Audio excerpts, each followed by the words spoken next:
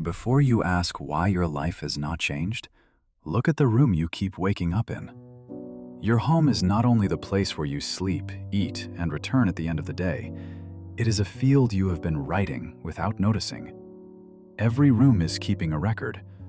A hallway can hold your hesitation. A corner can hold the version of you that has been waiting too long to move. The papers scattered across the living room may be your unfocused thoughts made visible. The clothes piled in the bedroom may be a decision you still have not made. The window you rarely open may reflect a part of your heart that has learned to stay closed.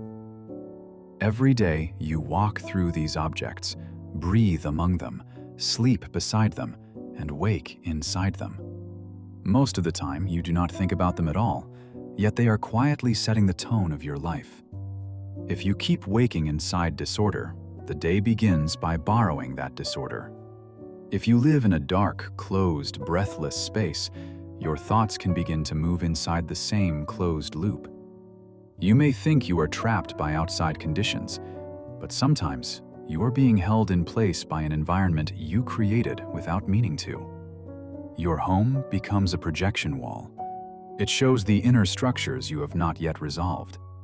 You may try to manifest wealth while the feeling of wealth is buried under clutter in the kitchen. You may long for emotional flow while a dusty chair on the balcony quietly shows how familiar solitude has become. Manifestation is not only in a distant meditation retreat. It is not only in a wish list written by the rational mind. It is also in the chair that either supports you or drains you. It is in the floor you cross every morning. It is in the wall you keep looking at without really seeing it.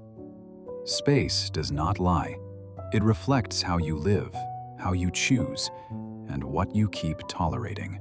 When you begin to look at your home through the eyes of a creator, something changes. You begin to understand that the life you are trying to call in is not only a gift from somewhere outside you, it also begins when you are willing to wake the sleeping energy inside your own home. Welcome back to Momentum Arc. Your likes, comments, subscriptions, and super thanks help this work reach more people who are ready for real inner change. Denise Linn is an American spiritual teacher and one of the early voices in the field of space clearing. For decades, she has guided people to sense the hidden connection between the place they live and the life they keep creating. Her 1995 book, Sacred Space, Clearing and Enhancing the Energy of Your Home, helped many people see the home differently, not only as decoration, but as a living map of the inner life. Linn does not treat space as a fixed structure. She sees it as a living field, something that moves, records, and responds. In her view, a room can hold emotion.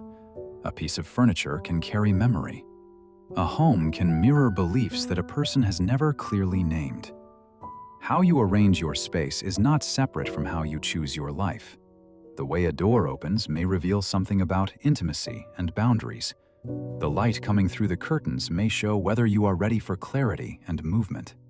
A corner full of clutter may be a place where avoidance has quietly found an exit. These details are easy to ignore, but together they form a map of the subconscious.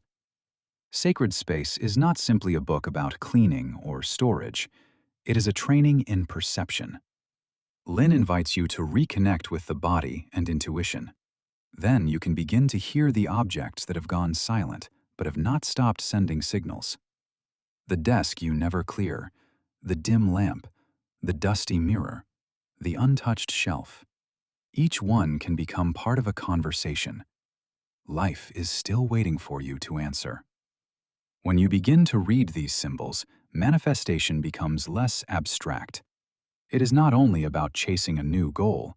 It begins by releasing the old atmosphere that still lingers in your rooms.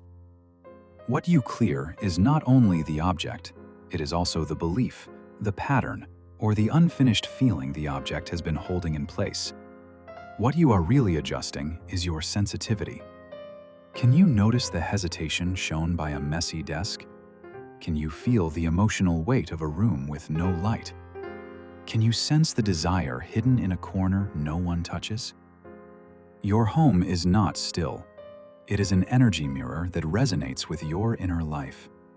When you polish a mirror, move a chair, or open a window, you may be doing something deeper than changing a room. You may be changing the channel through which you speak with life. When the space begins to move, something inside you can begin to wake, and the journey of manifestation starts there. You may have noticed this before. When your mind is scattered, your home often feels unsettled. When your inner life becomes calm, even the light near the window seems to arrive differently. Your space is an extension of the subconscious. It reflects the state you are living from. The moment you step through the door, the air begins to tell a story. So does the direction of the light, and even the feel of the floor. They show whether your life is open or contracted, clear or blocked, receptive or overfull. Modern physics gives us one language for understanding the world as fields, movement, and interaction. But the spiritual meaning here should be handled with care. Your home is not a machine that forces the universe to obey you. It is a place where attention, memory, emotion, and intention gather. In that sense, it can amplify clarity, or it can blur a signal you thought was clear. When you make a wish, meditate, or choose a direction inside a room, the room becomes part of the experience. A chair, a beam of light, a mirror, a table, or a doorway may become an anchor for the state you enter there. Some objects support your intention. Others quietly pull you back into an older pattern. Linn writes about space as something with memory. It can hold grief that was never released, desire that was never spoken, and conflict that was never completed. These traces may not be visible, but they can still shape the way you move, decide, and respond. Look around your own home. The dust at the back of the shoe cabinet may be a decision you have not stepped into.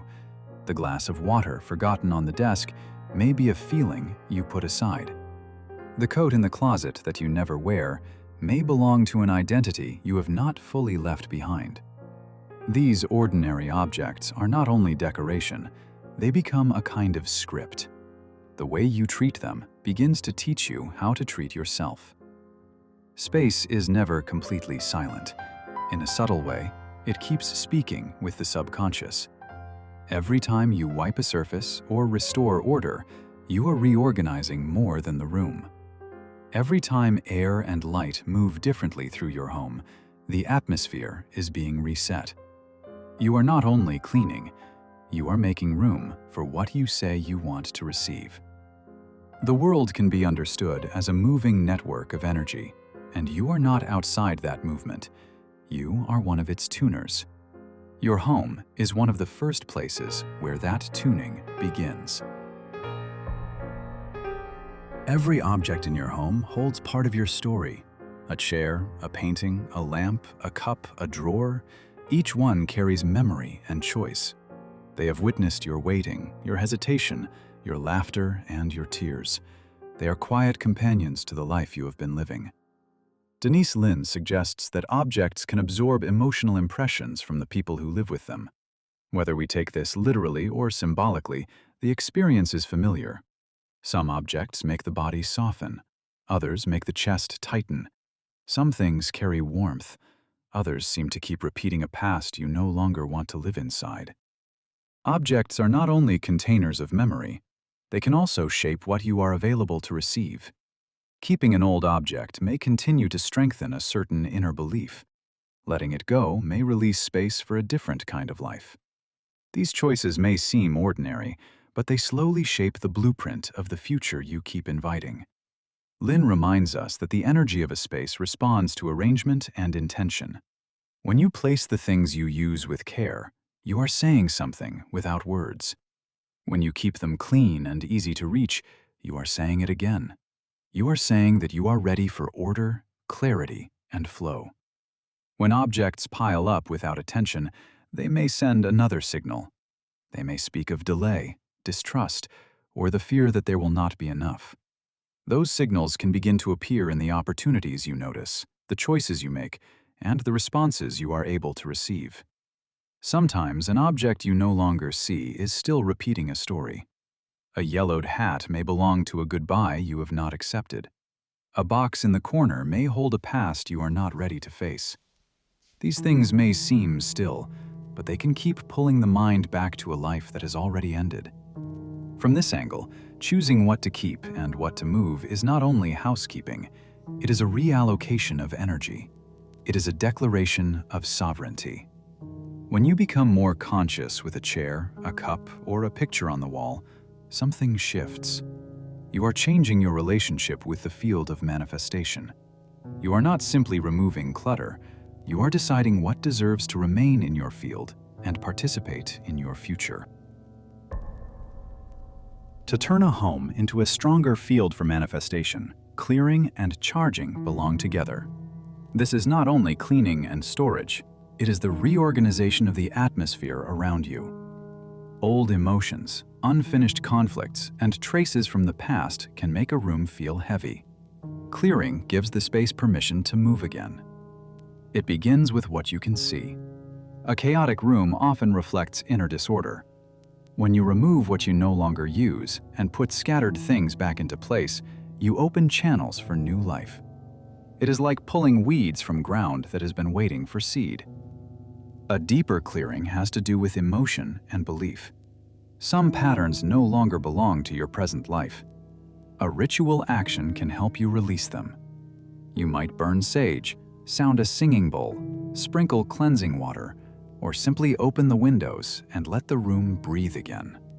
The form matters less than the sincerity of the return. Every clearing is also a beginning of reconciliation with yourself.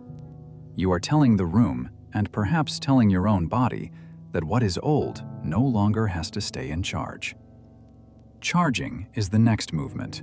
It means bringing the space back into alignment with your desire and your current state.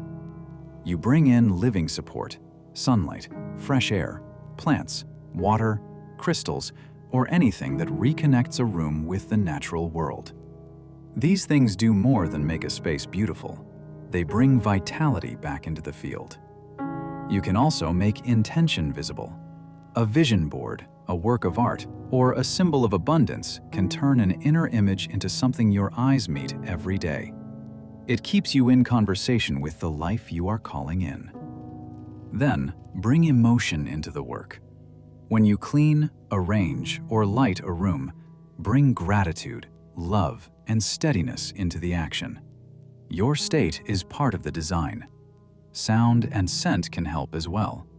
Music, natural oils, incense, or a scent you love can shift the atmosphere in a subtle but immediate way. And finally, return often. Energy is like water. It stays alive when it moves. Regular clearing, cleaning, and recharging keep the field from falling back into old weight. Clearing and charging are not one-time actions. They are a way of living. They create a gentle but firm conversation between you and your home. When your home becomes a container that matches your intention, it becomes a living engine of support. Once you begin to feel your home as a field of manifestation, you may notice something important. Change does not always begin with a dramatic renovation. It often begins with a single shift in thought. A corner you finally notice, or a small ritual you answer with attention. Clearing and charging awaken the home. Recoding is the deeper movement that follows. It is not about making the surface look better. It is about redefining the inner order of the space. Your space is the architecture of your subconscious. You are not only living in the room, you are teaching the room what kind of life it should support. Look again at the ordinary places you stopped seeing. A desk that has never moved may hold a fixed way of looking at a problem. A light that is always too bright or too dim may reflect how hard it has become to see what you truly want. These arrangements are not random. They are physical expressions of an inner setting. Recoding means resetting that setting. It means aligning the physical space with your present spiritual state. It continues the path of clearing and charging, but it goes one step further. It places intention into the field and gives it a form. You can begin simply. Clear one corner that has always been chaotic. Redefine it as a place for creation, meditation, or the energy you need most now. Move a chair so it faces the light outside the window or turns toward an image that gives you peace. Let that movement symbolize your willingness to see life differently. You can also rename a room. A living room can become a place of integration. A study can become a place of intuition. A quiet corner can become the place where a wish begins. Language gives vibration a doorway. When you name a space differently, you give the mind permission to enter it differently. Through these small resets, space listens. It responds to attention and naming. Every object you move and every name you update becomes a new agreement between you and the subconscious. This is not about making life look prettier. It is about letting your energy settings come closer to the choices and desires of the present. You are not decorating a house. You are sending instructions to your future. These small but serious actions may become the code that lets manifestation begin to move faster. Real manifestation is not far away. It is not only a meditation, a prayer, or a sentence spoken with hope. It is rooted in the choices you make now and in the actions you repeat every day. When you bend down to sweep the floor, you are not only doing housework. When you place flowers near the warmest window or adjust a cushion with care, the same is true. You are building a bridge toward the future. These small acts carry seeds that can change the direction of a life. When you step through your door again, you are entering a version of yourself. You are entering a space that can either repeat the past or invite a new frequency. Your home holds your stories. It holds your unease, your dreams, your longing, and even the exhaustion you never said out loud. Every window, every lamp, every corner you have not looked at for a long time is quietly guarding a part of you. It is waiting to be touched and lit again. So when you clear the desk, move the chair, polish the mirror, or release the old things, pay attention. You are doing more than arranging a room. You are letting go of what no longer matches your frequency. You are making a silent announcement to life. I am ready for a new chapter. These actions are a quiet but powerful reset. They are a door to the future, opened by your own hands. Your home may be the most intimate bridge between your inner life and the world you are trying to enter. It senses the movement of your emotions and holds the desires you have not yet completed. It may have fallen into stillness. It may have gone quiet for a long time, but it is always waiting for your attention to return so it can wake again. And you are the light that begins it. You are the point where the space starts to move again. How you treat your home is how you treat yourself. When your home begins to resonate with the person you are becoming, your future is no longer waiting somewhere far away. It has already begun to move toward you.